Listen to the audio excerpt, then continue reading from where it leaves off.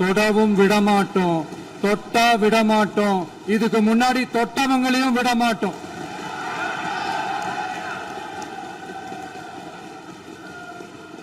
ஒவ்வொரு ஊழலா வெளியில வரும் போலே,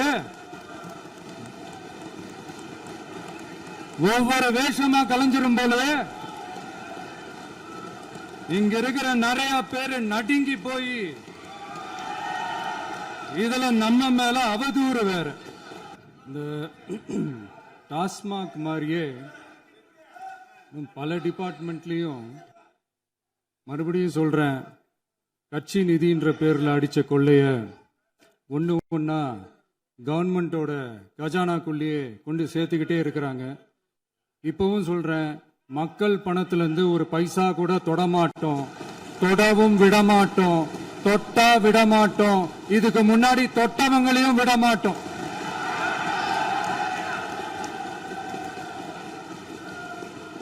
ஒவ்வொரு ஊழலா வெளியில வரும் போலே, ஒவ்வொரு வேஷமா கலைஞ்சிரும் போலே, இங்க இருக்கிற நிறைய பேரு நடுங்கி போய் இதுல நம்ம மேல அவதூறு வேற. இப்ப புதுசா ஒரு வெப்பன் ஒண்ணு கொண்டு வந்திருக்காங்க. அது என்ன தெரியுமா? அவங்க தயவால தான் நம்ம ஆட்சி நடக்குதான். மக்கள் தயவால இந்த ஆட்சி நடந்துகிட்டு இருக்கு. மனசாட்சி உள்ள சக்திகளோட ஆதரவால இந்த ஆட்சி நடந்துகிட்டு இருக்கு. நாங்க தான் அனுப்பி வச்சோம், நாங்க தான் அனுப்பி வச்சோம் அப்படின்றாங்களே.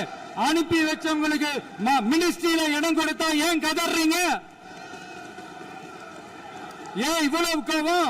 ஏன் இவ்வளவு கதறல்? இதுல இன்னொரு முக்கியமான விஷயம், மார்க்சிஸ்ட் கம்யூனிஸ்ட் கட்சி நமக்கு ஆதரவு கொடுத்தது சுயேட்சையா எடுத்த முடிவுன்னு சொல்றாங்க. அதே மாதிரி இந்திய கம்யூனிஸ்ட் கட்சி நமக்கு ஆதரவு கொடுத்தது சுயேட்சையா எடுத்த முடிவுன்னு சொல்றாங்க. இதுல எங்க இருந்து நாங்க தான் அனுப்பி வச்சோம், நாங்க தான் அனுப்பி வச்சோம்னா புரியலையே. மக்களுக்கு நல்லா புரியும், எல்லாத்தையும் தெளிவா பார்த்துக்கிட்டு இருக்கிறாங்க.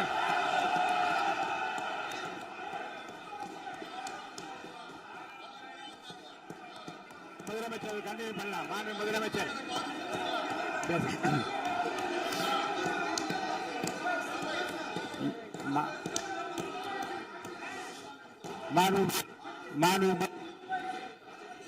முதலமைச்சர் கண்டினியூ பண்ணலாம். நீ கண்டினியூ பண்ணலாம். நீ கண்டினியூ பண்ணலாம்.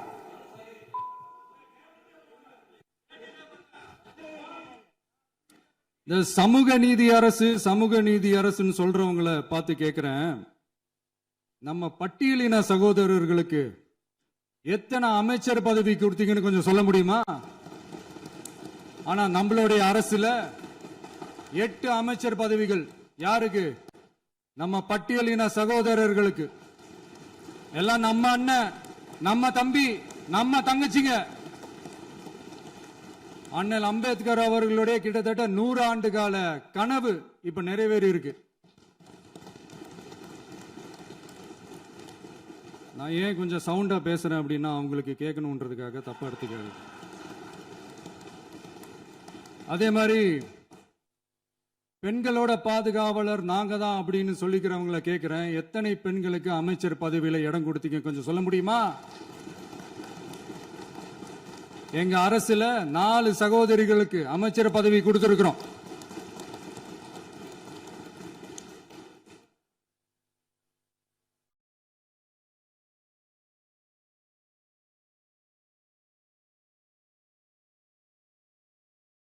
அதனால மக்களால் நிராகரிக்கப்பட்டு மக்களால் அகற்றப்பட்டவங்களுக்கு ஒன்னே ஒன்னு சொல்லிக்கிறோம், தப்பே செய்ய மாட்டோம், ஊழலே செய்ய மாட்டோம், நேர்மையா தான் இருப்போம், நியாயமா தான் இருப்போம் அப்படின்னு சொல்றவங்களால மட்டும்தான் கூட்டணி ஆட்சி அமைக்க முன்வரும். ஆட்சியிலையும் பங்கு, அதிகாரத்திலையும் பங்கு கொடுக்க முன்வரும். ஊழல்லையே ஊறி போனவங்களால இந்த கூட்டணி ஆட்சியோ, ஆட்சியிலையும் பங்கோ, அதிகாரத்திலையும் பங்கு கொடுக்க முன்வராது. மெஜாரிட்டி இருந்தாலும் தரமாட்டாங்க, மெஜாரிட்டி இல்லைனாலும் தரமாட்டாங்க. கேட்டா ரெடிமேடா ஒரு பதில் ஒண்ணு வச்சிருப்பாங்க, கூட்டணி ஆட்சியை மக்கள் விரும்ப மாட்டாங்கன்னு. அதே மக்கள் தான் இப்ப அவங்கள பார்த்து சிரிக்கிறாங்க. நான் பதவியேற்ற அன்னைக்கு கொஞ்சம் டைம் அவகாசம் கேட்டேன். எதுக்கு கேட்டேன்? நிதி நிலைமைலாம் கொஞ்சம் மோசமா இருக்குது, அதெல்லாம் கொஞ்சம் சரி செஞ்சுக்கிட்டு படிப்படியா கொஞ்சம் கொஞ்சமா நான் கொடுத்த வாக்குறுதிகள்லாம் செயல்படுத்துவேன், அதுக்காக கொஞ்சம் டைம் அவகாசம் கேட்டேன். நான் ஏதோ வேற எதுக்காகவோ வேற யாருக்காகவோ ஏதோ அவகாசம் கேட்ட மாதிரி. இங்க சபையில இல்லாதவங்களை பத்தி பேச வேண்டாம்னு நினைக்கிறேன்.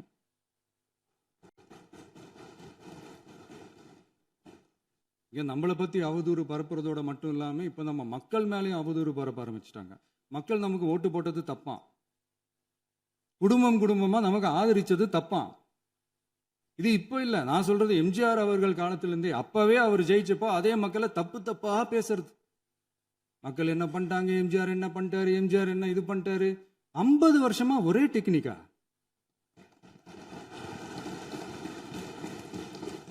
டெக்னாலஜி எல்லாம் மாறி வேற எங்கேயோ போயிட்டு இருக்கு பஸ். இதுல கொஞ்சம் டெக்னிக்காச்சும் கொஞ்சம் மாத்தினா கொஞ்சம் நல்லா இருக்கும். மக்களுக்கு யூஸ்ஃபுல்லா இருக்கிற மாதிரி இந்த ஆக்கப்பூர்வமான கருத்துக்களோ ஆக்கப்பூர்வமான யோசனைகளோ இருந்தா சொல்லுங்க, அதை நாங்க டெஃபரெண்டா எடுத்துக்கிறோம். ஆனா அதை விட்டுட்டு இந்த நக்கலு நையாண்டி சம்பந்தம் இல்லாத பேச்சு இதெல்லாம் பேசிட்டு அப்புறம் முதல்வர் பதில் சொல்லல, முதல்வருக்கு பதில் சொல்ல தெரியல அப்படின்னா அப்புறம் என்ன சோஃபா மாடல் ஆட்சியா? அது என்னன்னு புரியறதுக்கே எனக்கு ரொம்ப நாள் ஆச்சு. இந்த sofa set, table chair, teapoy, furniture பிசினஸ்லாம் வேற எங்க வெளியில போய் பண்ண சொல்லுங்க. அப்படி அந்த பிசினஸ் தான் பண்ணணும்னா நிறைய பிசினஸ் பண்ற மாதிரி வெளியில போய் பண்ண சொல்லுங்க, இங்க சட்டசபைக்குள்ள வேணாம். அதனால ஆக்கப்பூர்வமான கருத்துக்கள் இருந்தா சொல்லுங்க, டெஃபினட்டா அது சரியா இருந்தா நாங்க ஏத்துக்கிறோம். எனக்கு ஒரு குட்டி கதை ஒன்று ஞாபகம் வருது, சொல்லாமா? ஒரு ஊர்ல ஒரு பெரியவர் வெயில் ரொம்ப ஜாஸ்தியா இருக்குன்னு சொல்லிட்டு கண்ணுக்கு மேல கை வச்சுக்கிட்டு இப்படி சுத்தி முத்தி தேடிக்கிட்டு இருந்தாராம். இப்போ கூட இருந்த ஒரு சின்ன பையன் என்ன தேடுறீங்க அப்படின்னு கேட்டானா. அதுக்கு அந்த பெரியவர் சொன்னாரா, அது ஒண்ணு இல்ல தம்பி, உங்க அப்பா இங்கதான் இருப்பாருன்னு சொன்னாங்க, அதான் தேடிக்கிட்டு இருக்கேன். எங்க உங்க அப்பாவையா காணோம்?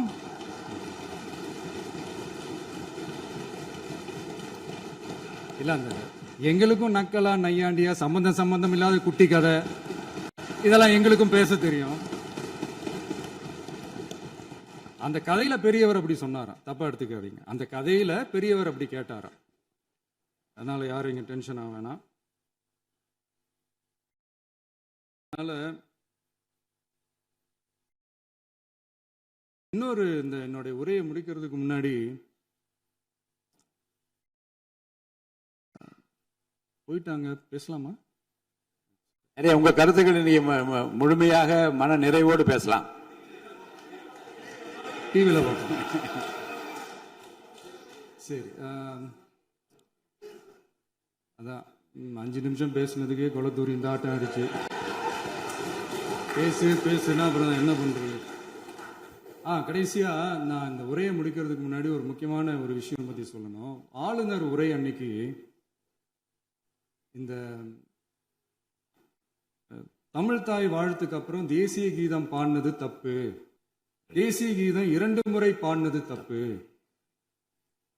அப்படி ஒரு நிகழ்வு இதுக்கு முன்னாடி இந்த சட்டசபையில நடந்ததே கிடையாது, அந்த மரபையே மாத்திட்டீங்க, இப்படி ஒரு பெரிய ஒரு போர் மாதிரி எதிர்கட்சியை சார்ந்தவங்கலாம் சொன்னாங்க இல்லையா? அந்த மாநில உரிமை போராளிகளை, அந்த மரபு காக்கிற உரிமை போராளிகளை ஒரே ஒரு கேள்விதான் கேட்கணும். 2021 ஆகஸ்ட் 2 ஞாபகம் இருக்கா? Centenary celebration of Tamil Nadu legislature. அந்த ஃபங்க்ஷன்ல நம்ம முன்னாள் முதலமைச்சர் கருணாநிதி அவர்களோட கலைஞர் அவர்களுடைய கலைஞர் அவர்களுடைய புகைப்படத்தை மாண்புமிகு குடியரசுத் தலைவர் திறந்து வைக்கிற ஒரு ஃபங்க்ஷன். அந்த ஃபங்க்ஷன்ல national anthem followed by Tamil Thai Vazhthu அப்படின்னு அறிவிச்சது ஞாபகம் இருக்கா? அதாவது தேசிய கீதத்துக்கு அப்புறமா 2வது முறையா, நோட் திஸ் பாயிண்ட் மாண்புமிகு பேரவைத் தலைவர் அவர்களே, பிளீஸ் நோட் திஸ் பாயிண்ட். தேசிய கீதத்துக்கு அப்புறம் 2வது முறையாக தமிழ் தாய் வாழ்த்து பாடப்படும் அப்படின்னு சொன்னது ஞாபகம் இருக்கா? அதுவும் முத்தமிழ் அறிஞர் அப்படின்னு சொல்ற நம்ம கலைஞர் அவர்களுடைய அந்த புகைப்படம் வெளியிட்டு விழாவில் அவர் இருந்த இதே சபையில தமிழ 2வது இடத்துக்கு தள்ளினது யாருன்னு ஞாபகம் இருக்கா? அது மட்டும் இல்ல, அந்த தேசிய கீதத்தை நாட்டுப்பண் நேஷனல் ஆந்தம்னு சொல்லி அதே ஃபங்க்ஷன்ல கடைசியா ஃபங்க்ஷன் முடியும் போது செகண்ட் டைம் தேசிய கீதம் பாடினதும் ஞாபகம் இருக்கா? இதே அவையில் தான், அது அவை குறிப்பிலும் இருக்கிறது, இதே அவையில் தான் நடைபெற்றது. இந்த தக்க நேரத்தில் இந்த ஆதாரங்களை அளித்த மாண்பு முதல் அவர்களுக்கு நன்றியை தெரிவித்துக் கொள்கிறேன். டவுட் இருந்தா இந்த புக்கை பார்த்து தெரிஞ்சுக்கலாம். அதனால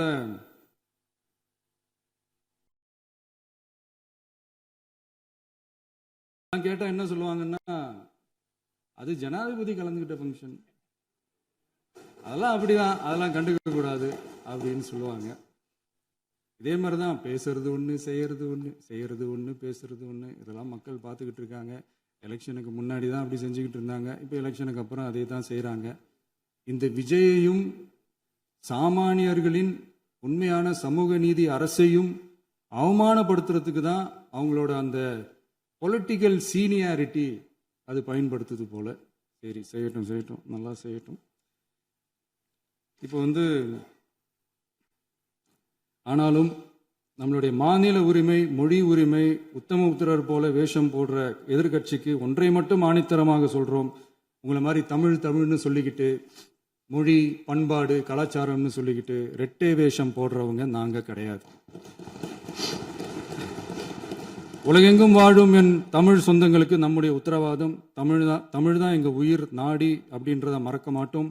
இப்பவும் சொல்றோம், மாநில உரிமையில எப்பவும் உறுதியா இருப்போம். அதே சமயத்துல அரசியல் வேற, ஒன்றிய மாநில அரசுகளுக்கு இடையே இருக்கிற நிர்வாக அணுகுமுறை வேற. இதுல நாங்க ரொம்ப தெளிவா இருக்கிறோம். அதனால எங்களுக்கு பாடம் எடுக்கிறதா நினைச்சுக்கிட்டு உங்க வேஷத்தை நீங்களே கொஞ்சம் கொஞ்சமா கலைச்சிக்கிட்டே வர்றீங்க, மறந்துடாதீங்க. அப்புறம் நேற்று எதிர்கட்சி தலைவர், மாண்புமிகு எதிர்கட்சி தலைவர் பேசும்போது நிறைய பேசினாங்க. அதுல ஒண்ணு மட்டும், அரசு சொல்றதா நினைச்சுக்கிட்டு நம்மளை இன்டைரக்டா ஈவில் அப்படின்ற அந்த வார்த்தையை யூஸ் பண்ணாங்க. எனக்கு ஒண்ணுதான் சொல்லணும்னு தோணுது. ஈவில்ஸ்னு டெவில்ஸ் பேசக்கூடாது.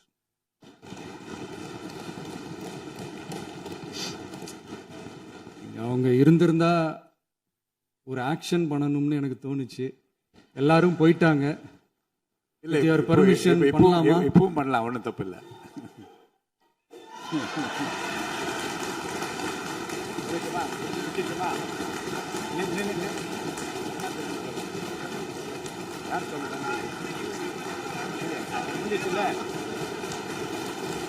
எழுந்து சொல்லுமா, உட்காந்து சொல்லட்டுமா?